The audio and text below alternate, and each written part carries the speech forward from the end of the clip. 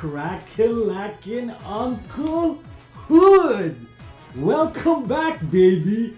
Welcome back. www.theunclemikeshow.com has been patiently waiting to go viral. And thanks to you, the listener, it's about to go nuts.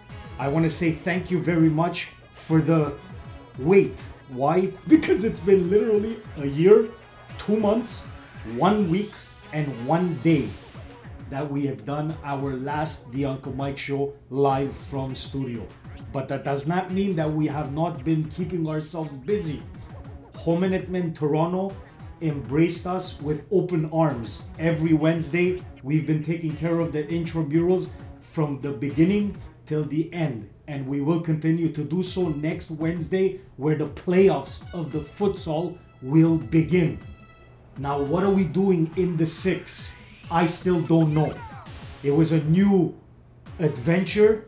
We said, might as well do it in a new city. And now, the beautiful 6 has taken us in as one of their own. The website is the same. The attitude is the same. But the segments changed a little bit. Sitting in the northwest corner. No more southeast. She is on my northwest.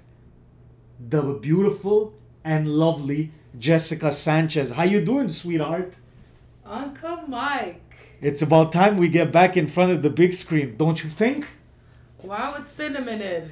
It's been a couple of minutes, but thank you very much for all your hard work. The new segment that we're about to launch on this inaugural program of Phase 2 of Le Uncle Mike Show is going to be incredible. I can't wait to hear the feedback from the listeners. And of course, guys, let's not kid ourselves. Without the sponsorship, all this, we do it for nothing.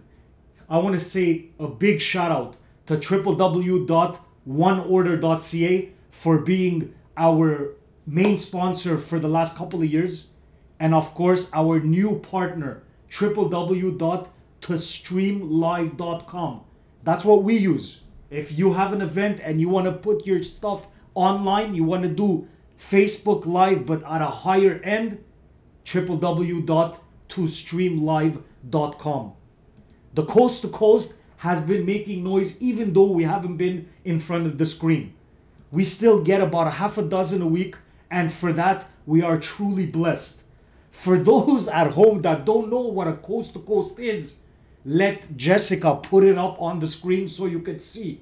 And this week's Coast to Coast is not a single one, is not 2, it's not a dozen, it's as many Coast to Coasts as we were able to put in one Instagram picture. I want to say thank you to all of you that keep on submitting your pictures. Just keep them coming in, baby. It's as simple as that. I'm sure you guys have one in your camera roll somewhere. You see it, take a post, and make sure you slip it our way.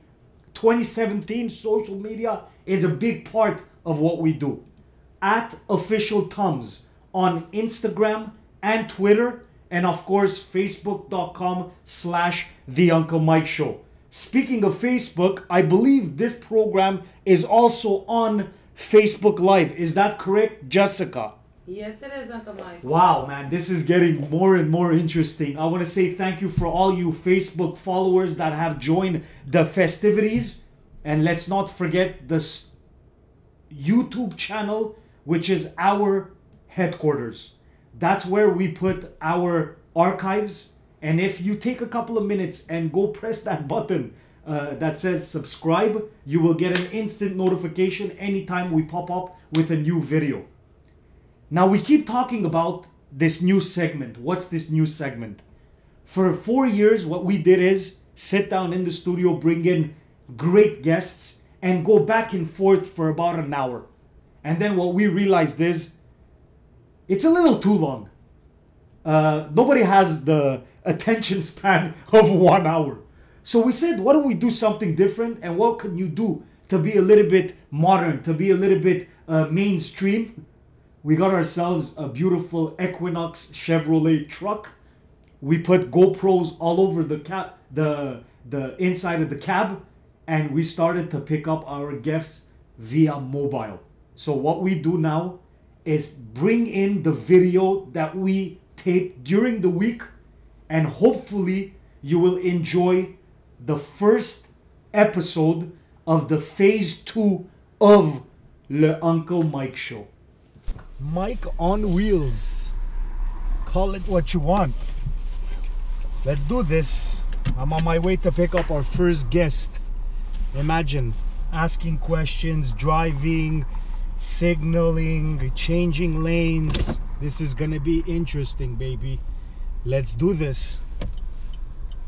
Downtown Toronto, first guest coming up. I wonder who it is.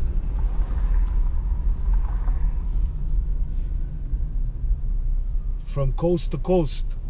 It's been a year and a half. We've been reading your emails, your messages. When are you back, Uncle Mike? When's the return, Uncle Mike? You're killing us, Uncle Mike. Well, Jessica Sanchez made it happen, baby. Let's go. Can't believe we're doing Facebook Live too. What's up, baby? What's going on? Ah, here he comes. Okay, now you guys know that it's a he. And who is it?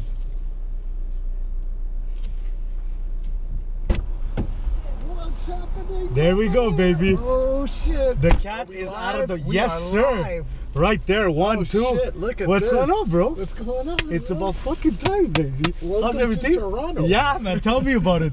2 Montreal boys, Chomedy boys Love this. in the 6. What's going on, buddy? I love this mobile Huh? on You like the it? road podcast. All right. Facebook Live. That's it. Shit, It's I gonna gotta be. get my people. to Yeah, get sure, on. man. Do your thing, man. Do your thing. Getting phone call and shit. What's going on? You were in the 6 for work? Yeah, you know, a couple of events going on, baseball related stuff. Nice. Rock was here on Tuesday. Yeah, absolutely. I saw your post. Yeah, so We have so much to discuss, but before we get there, happy Easter to you, the family. Thank you. Same to you. Did you win your egg battle? No, I was actually here. Okay. Actually, I didn't get to. On Friday night, I had a dinner with the family, like the immediate family and stuff like that. But Cool. yeah, I didn't do the lamb this year. I didn't do the whole thing. Okay, But, okay. Usually I'm in Laval eating lamb. and, Absolutely. You could smell yeah. the lamb Yeah, I know. anywhere in the 450. I missed that. Yeah, exactly, right? It's just a smoke when you enter Chomedy. Exactly. You know, it's just get through the smoke and find the lamb. No, this year we didn't get to do it, but yeah, you know, it's Easter time. It's the best time for Greeks and Armenian, right? Absolutely. Yeah. So before we get cracking on the Expos Fest, Yeah, buddy. I think if there's anybody that was happy that The Rock got inducted into the Hall of Fame, it has to be you.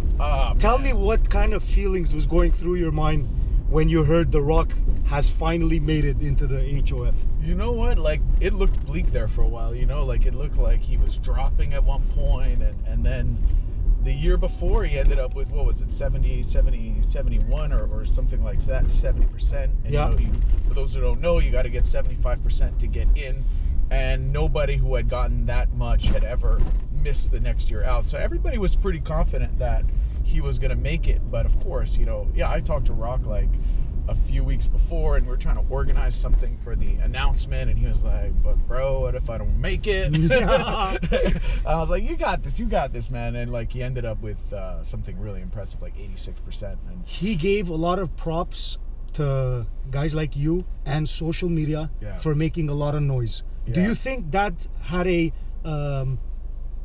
an impact, An like impact? helped to move them along? Well, I think it's a combination of that, but not only the movement on social media, but what was being said on social media, which is like, but you know, the guy who deserves the most props is very clear is Jonah Carey. So Yes. Jonah Carey brought to light what a lot of people, you know, because we all know that the Baseball Writers Club's a bit of an old timers club, right? Yes, It's a bit of an old absolutely. white man club, and they have their traditional statistics, like, okay, 500 home runs you got to hit in order to get into the Hall of Fame. You got to have 3,000 hits. You got to do all these things. You got to win this amount of championships. Now we're in this era now, because of guys like Jonah Carey and the advanced stats, where we start looking at the little things. And when you look at it, you know, the most popular statistic, I'm sure you know, was that Tim Raines got on base more times than Tony Gwynn, Lou Brock, Harmon Killebrew. He has his whole list of Hall of Famers that and Raines, those are just remarkable names that you're throwing out there. Those are not just regular ball players. Those are Hall of Fame type ball players that you just named. And not only that, but what is the statistic we're talking about? We're talking about maybe the most important thing in baseball, which is to get on base. Absolutely. There's nothing happens if you don't get on base. So in essence, of a generation, you could argue that Tim Raines was one of the guys you wanted up at bat in pretty much any situation. Get on base, drive that run home, moving runners. And plus, when he got on base, he moved. He has the greatest stolen base percentage in the history of baseball with something over 300 steals or something like that. I've always said the stolen base, for some reason, I thought it was a lost art. In my opinion, no question. The speed kills any sport. And when you're on base and you're able to turn that single into a double just because of your speed, I think it brings such a dynamic to the game.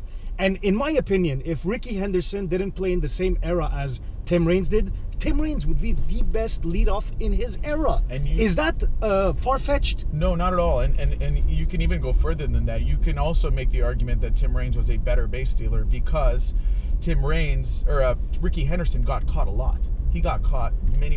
He'd basically go all the time. He was on base, he was going. Raines was more of a selective stealer, and he was better at it in a lot of senses because he got caught a lot less. So you could make the argument that he was just as good as Henderson. But you're right. He was the National League's Ricky Henderson of his era, and we're not talking like a 2-3 year. No, we're talking 5 to 7 longevity years of domination at that position. Anyways, we all knew he deserved to get in. Absolutely. Jonah knew he wanted to get in, and it ended up that, for whatever reason, maybe it's sympathy or whatever, or maybe there were writers who came out and said, no, you know what?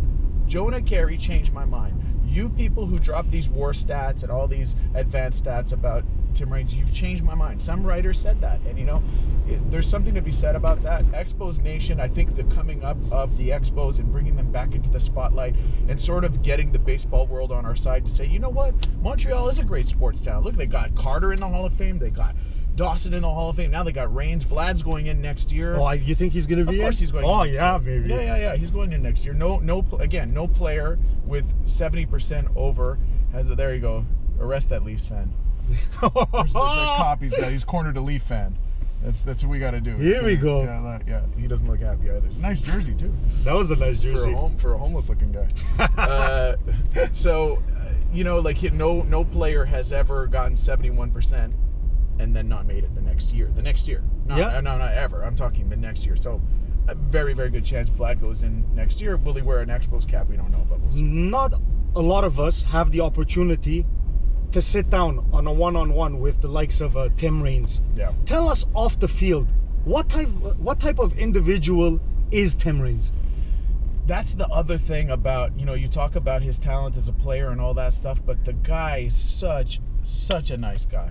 He's such a nice guy. He was here in Montreal, and his agent was with him, and, he was sort of being, kind of guided or, brought around everywhere. Okay. And he didn't have a lot of time to really sit down and talk. So I only saw him at the Gala on Thursday night. We talked for a few minutes in the VIP, and then 2 seconds later, his agent would come and say, you got to meet this person. For sure. And before he got in the Hall of Fame, I'm not saying there's a before and after, but before, Tim was, the chillest guy, and, we'd always just sit, and, he was in no rush to do anything. And now suddenly he's on this, tour, So when I saw him on Thursday, he was like, man, we got to get a drink. I'm sorry about Montreal. We didn't get this. And I'm like, dude, you don't have to apologize, bro. Imagine. You're a Hall of Famer now. This is your thing. This is your year. Yeah. You know what I mean? This is going to be the best year of your life. He was glowing, man. He was, oh, yeah. He was glowing. Every time I look, that smile that he has, that $1 million smile, he just put that whole perspective with that cap on. Yep. How good that Expos logo look on that cap, though, eh? It's going to be great. I can't wait to see him go up there and the things he's going to say about him. And, this is the first, and this is why he's so important to me and so important to Expos fans, because this is the first year that a guy is going in and he's not going to go up there and be like, well, I love my Cubs fans, but I'm here as an Expo. I love you, New York, but they put me in as an Expo. And there was sort of that kind of hesitation. As much as I love Dawson and Carter, they're my guys. They had that hesitation, I don't want to go in as an Expo. And I get that. The team doesn't exist. Of course. They're thinking about 100 years down the line. What's going to have more of an impact? But in my opinion, with the return of the Expo, or potential return, I think it creates a bigger buzz. Of course. And at those times, there was no movement when Dawson went in. Obviously, the team was dying when Carter went in. And so now this is the first time we can go up there, and Rain's, of course, knowing what's happening with the movement. And on top of that, the fact that it's very clear that there's no debate what team he's going to be associated with. He's going out there and happy. Put that Expos cap on, proud to put it on. I'm a Montreal. There's no doubt in my mind that I'm an Expo. He said at the gala, he's like, when they asked what cap you wanted to wear, he said, there was never a doubt. Never a doubt. He said That's that how in you exact win. words. I can't say he won the heart of the citizens of Montreal.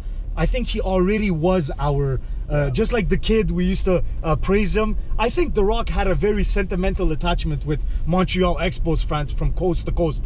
Yeah, Before we move on to the next topic, the gala, the Expos Fest, and Perry G. Try to sum up this entire weekend that they've had the opportunity to bring to the Montreal Expos fans, to take a tragedy and turn it in such a beautiful manner. Please tell me, what was the atmosphere like? Well, since we're on the topic of heroes and basically people who make Expos fans and Expos Nation proud, Perry G, I can't say, and I'm not just saying this because he's a Greek from Laval, because he gives extra points for that. But listen, this guy, I mean, this Expos thing, there's opportunity for a lot of people. There's opportunity for a lot of people to get their names out there, I'm not going to lie, my face associated with the Expos Nation, I love it. I love being part of it. Absolutely. I love being even the smallest contributor to this movement.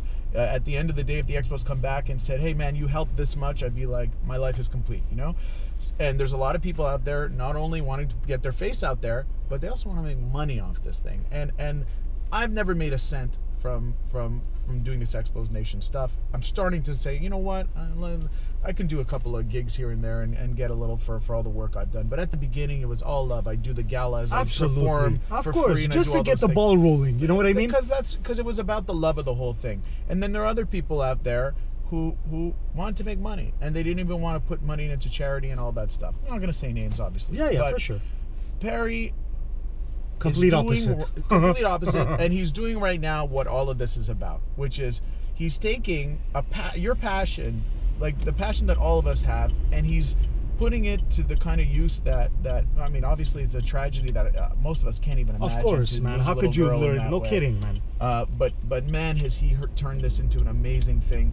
And not only is he giving back to brain cancer and the research and this horrible disease that nobody knows anything about, and they have no idea how to cure it. Basically, if you're a 7-year-old girl or 6-year-old girl and you get this, you have no chance. You have no chance. So we have to get to a point now where we can at least give these children a chance to survive and live a couple of years at least. And here we are, and not only does he give to that, but he gives to us as fans, and he gives us an opportunity to be up and close to all these players, and he gives me a chance to interact with my people, and we work really, and he's a really caring person in the sense that he thinks about what other people like. So he'll call me and he'll be like, Anakin, what do you think about this? Do you think this person will be okay with that? Do you think, like, he's a really sensitive guy, and he's just perfect for the movement, humble, works hard, understands the passion, and I can't say enough about him. I can't say enough about the event itself. Expos Fest is huge success. I loved it.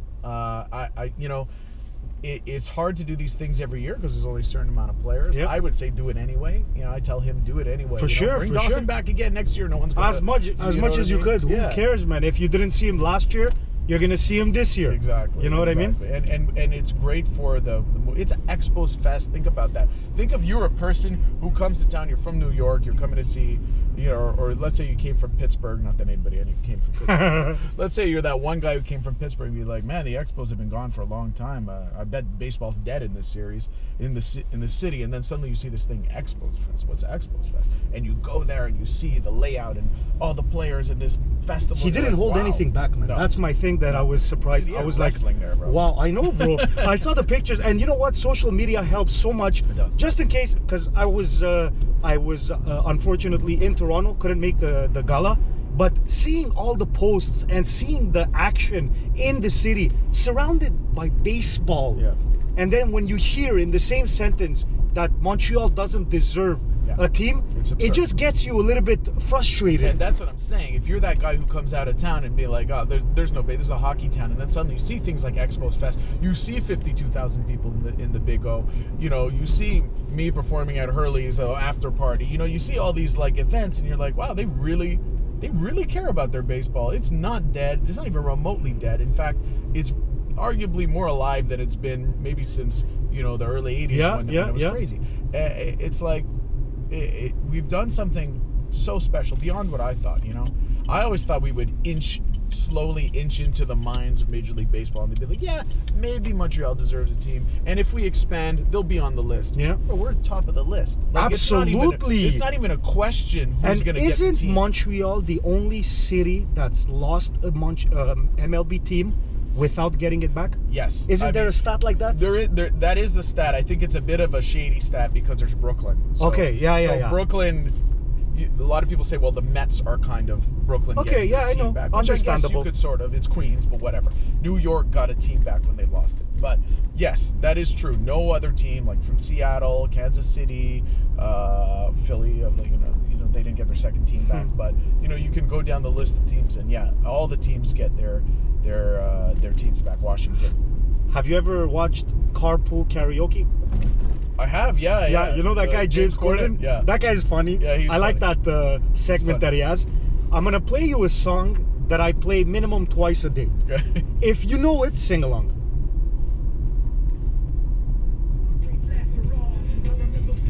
It's like that. The game against the Braves, Cliff Floyd. I know the song. Have you ever heard of it? Well, 6 years on. Yeah, hold on. I know the lyrics are here somewhere. This is the chorus is coming now. Right? Yeah, baby. Okay. We have Anakin in the car about to sing. Here it comes. Here we go. This one's for the kid and the cat and the hawk. And this one's for great Larry Walk and the Rock. And this one's for El Presidente Mo with no cab. And this one's for Spaceman Crow and Vlad. And most of all, this one's for us, the fans who stuck with the team when the times was tough. Singing those words. I can't hit the high notes. Yeah, for sure. I'll be like James Corden. And the memories who never. Here we go, baby. I remember Rondell White and Lou Frazier, Odie Nixon, FB, Eli, and Laser. I remember the Magic, El Perfecto, 27 men up, then down like presto.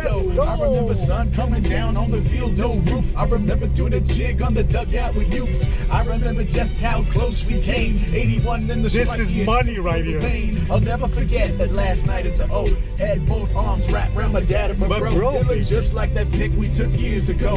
The only thing different were the tears that flow. Yeah, most of y'all must think I love the Habs more, but if it were up to me, I'd feel like 94. I remember the last time I checked the box score and the last send off from Dave Van Horn.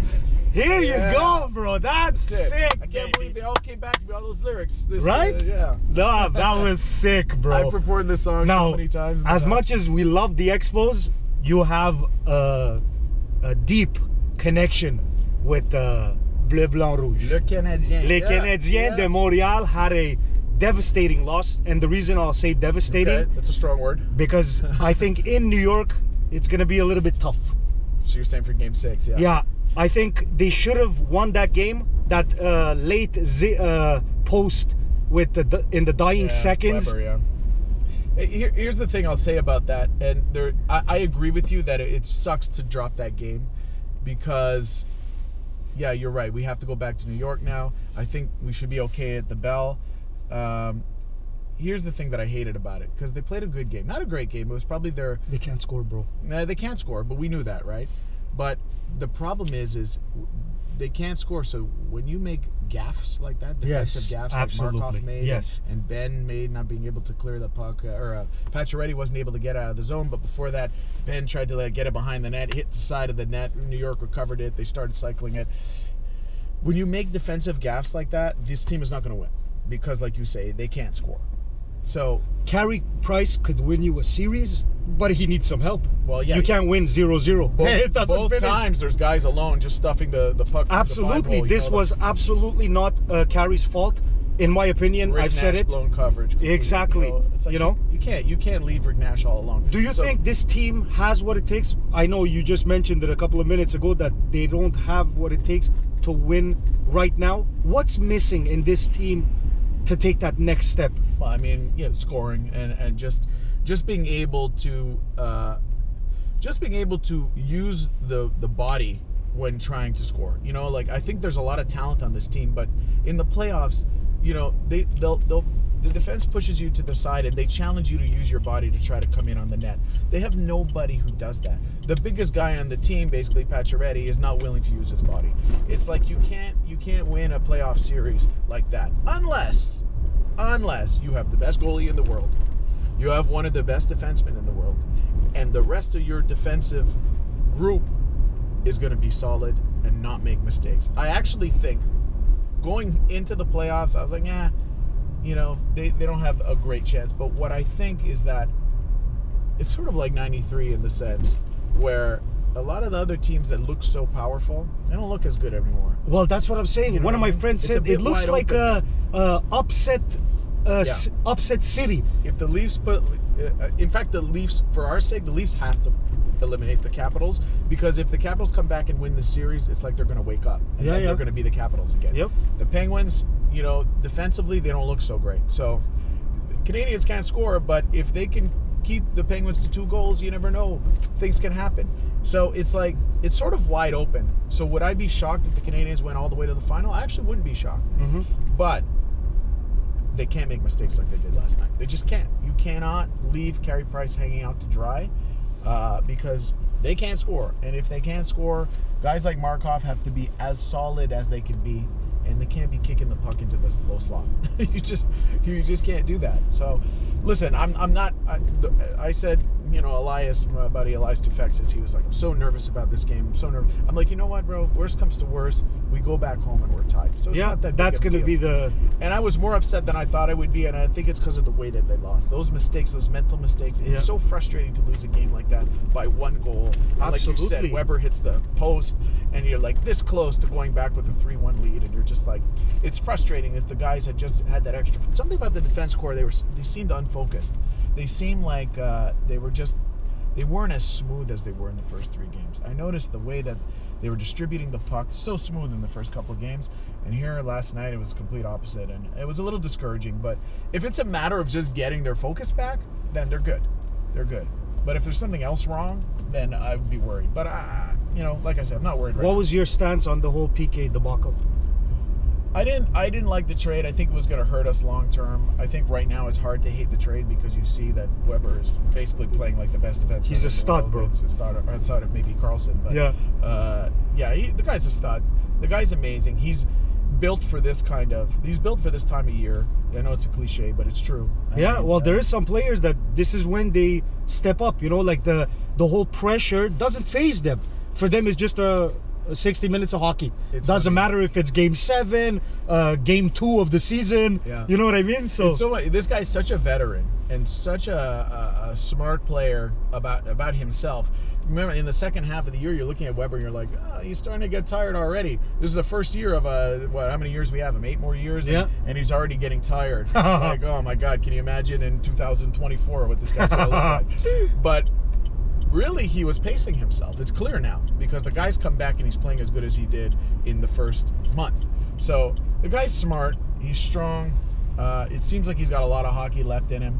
So I still think that it was a mistake. Mistake's a hard word. I wouldn't do the trade again. And only because that whole $10 million to the children fund, it's about more than hockey, right? That's the thing. It's about more than hockey. It's not just about the fact. First of all, he ended up on pace with more points than Weber, so he has him in one department. Obviously, he's nowhere near as good defensively as Weber. And was PK clutch in the playoffs? Yeah. But was he the cancer in the locker room that people claim him to be? I don't think it was a locker room. I think it was an organizational thing. Okay. I think it was the fact that he had his own brand. I think it was the fact that he sort of out-muscled them to get that contract. And I don't think Bergevin ever forgave him for Do you think forcing him. Thought he was bigger than the Habs? Honestly. It's so subjective. It's so subjective. Is he bigger than the Habs? I mean, like, what does that mean exactly? Like, I don't think he thought to himself, I'm going to be more important in the history of the world than the Canadiens, right? Is that what we're talking about? Did he put importance on his own brand and said, I'm I need to concentrate on myself outside of the team, absolutely. I think PK was about PK first, maybe. Okay. Maybe he was PK first over PK and the Canadiens, because it is a fickle business. And look how fast they dispensed of him. You know? And let's not get it. And he has talent. He's not just a regular second or third line defenseman. This guy is your number one go-to. And then he's Gonzo. A star. And he's a star. He's a star beyond what most players in the NHL can be. He has that personality that, let's be honest, hockey's a boring sport. Has the Canadiens ever had a personality like PK before? I mean, probably before we were alive. Okay. I'm doing a tour now. I tour schools. I talk to the kids about Jackie Robinson. And I bring up PK because although, obviously sports are racially integrated right now, there's something to be said about what happened here in Montreal. In the NHL, let's be honest, it's 90% white. Absolutely. And then you get this kid, PK, he comes up, and not only is he talented, but he's got a great personality, and the city embraced him, and he embraced the city. And I say to them, I'm like, PK Subban, don't take this lightly. PK Subban is an African-Canadian superstar, and in a city like Montreal, he's maybe the biggest star to come into this city since Gary Carter. That's what I'm saying. Exactly. Have we had a bigger star than him in the city? And I find he was too easily dispensed of, and because he didn't want to wear a Habs cap at an event and would rather wear his PK logo, we got rid of what could have been an amazing 8 years of having this guy in our community. And it's sad. On a hockey level, you can argue this forever. We won't know until 10 years from now whether it was a good trade. But on a community level, we lost something huge with PK. And say what you want, but every interaction I've had with the guy, he's been fantastic. I can't believe you gave me the opportunity to interview you in the 6, right here in the car. This is ridiculous. The city of Toronto. Do you like it? Love it? A little bit of both? I love it. Tread your words carefully, bro. There's people looking at us. I'll tell guys in Leafs jerseys and Jays caps. Listen, I had perceptions about Toronto. I think like we all did as Montrealers, and already in the little time I've been here, those have been shattered in the sense that it's a fun city. There's a lot going on. That people for the most part are cool. Polite. You know what? I was in a coffee shop the other day, and I look at the people coming in. I see the multiculturalism. I'm like, this is nice. Like there's not a lot of cities you can see the in and out of the multiculturalism. New person, different culture walking in, and you know what? I'm like, it's sort of like Montreal, except we don't have the weight of so many things here that we do in Montreal, like the language bullshit and all that stuff. There's no weight in the city. Exactly. So in a sense, it's like it's just blossoming and no end in sight. It's a bit of a utopia in this crazy, ugly world that, you go anywhere in the USA and you feel this weight. Of course. You go in Quebec, there's this weight. In Europe, there's a huge weight. Absolutely. But here, for some reason, like you said, man, you walk the street, you that fresh air and the growth is visible, in my opinion. You know what I mean? Cultural growth too, right? We're not talking financial. For sure. Well, financial, forget about. Have you seen the housing market here, bro? It's getting ridiculous. It's getting ridiculous. Like literal ridiculous. It's not like, oh, it's crazy prices. No, it's getting out of control. It's not even funny, bro. And that's gonna it's gonna turn around, and hopefully not a crash, but like it's not gonna be a good thing. But yeah, you're right. There's something about this city. There is a utopia feel to it, culturally, financially, growth-wise. The people are great. Everybody talks really loud, but that's okay. I'm not used to that.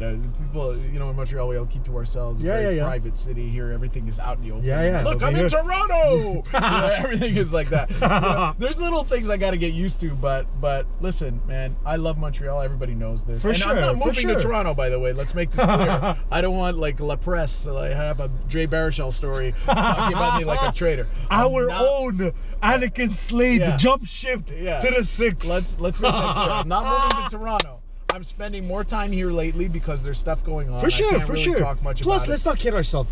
You have a lot of fans abroad, not only in Montreal. I'm really surprised. Because your talent. Okay, you've taken the city, the sports. You've made this thing about, but you're talented outside of those a few times I was watching your live Facebook with your band. Yeah. Talk to me a little bit about this. Well, that's one of the reasons I was actually going to transition to that, because that's one of the reasons I'm out here. That's it, exactly. I wanted to set you up for that. Thank you. I've got some shows booked in like the, they call it the Horseshoe of Ontario. So all those like cities like London, Guelph, and all those places. Yeah, yeah. I have a couple of shows booked. So I'm actually coming here to Toronto to try to sniff around to book a show.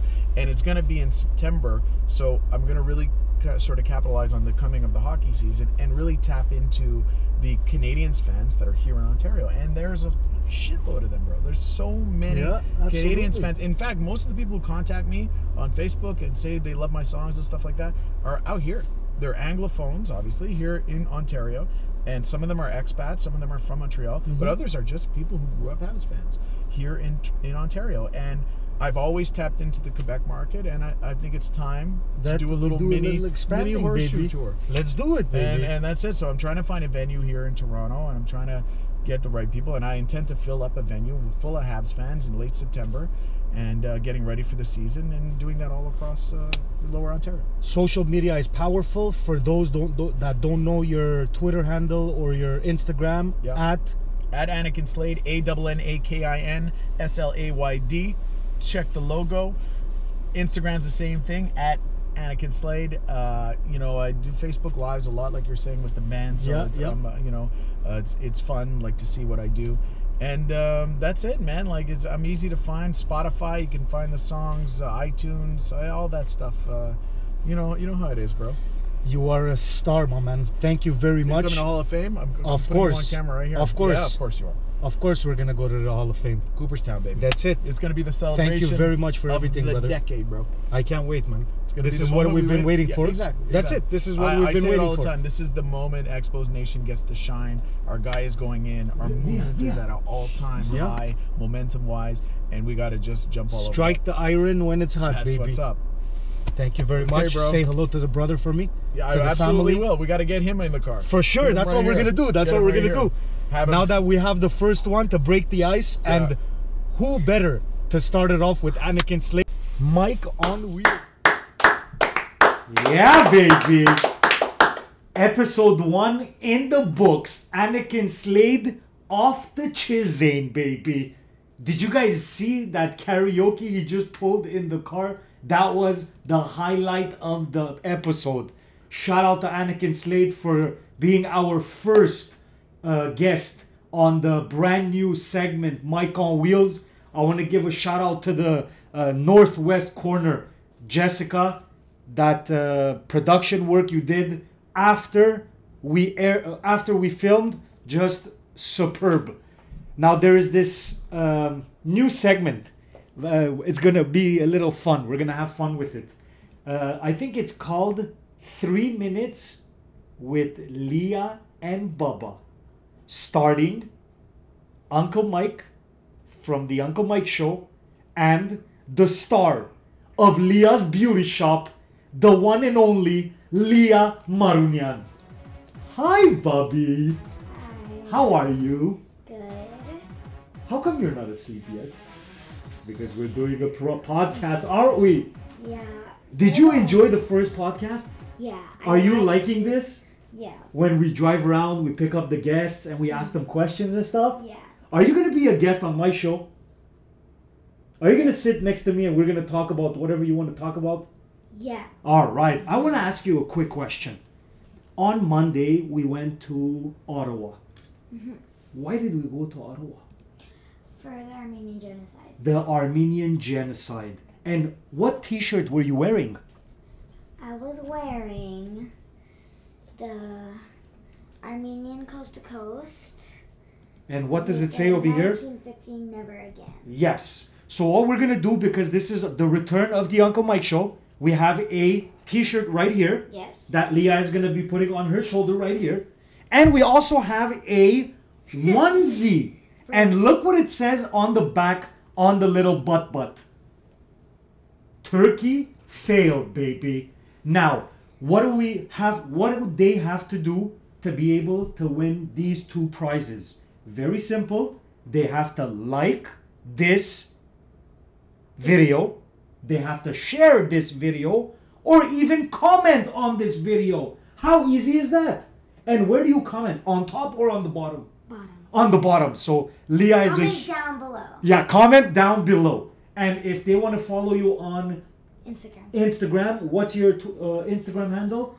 Leah's Beauty Shop. Leah's Beauty Shop. And your new podcast is starting this summer, where you'll be making some yummy treats. Is that true? No. Uh-oh. On Please my elaborate. Instagram- Okay, go tell them. On my Instagram, I make some yummy treats. Okay. But on my YouTube channel, Oh. I do makeup on other people. You do makeup. This is going to be so much fun. And is Jessica the one that takes care of your show also? Yeah. Isn't she beautiful? I don't know what to say to that. What do you mean? Isn't she beautiful? Well, yes. Okay, that's it. You have to say yes. So now, Leah, tell everybody thank you very much for watching. Thank you very much for watching. Don't forget to subscribe to our YouTube channel. Don't forget to subscribe to our YouTube channel. And now that everything is said and done, point your fingers from coast to coast, baby. Uncle Hood is Immunity. Bye, guys. Good job, Bobby.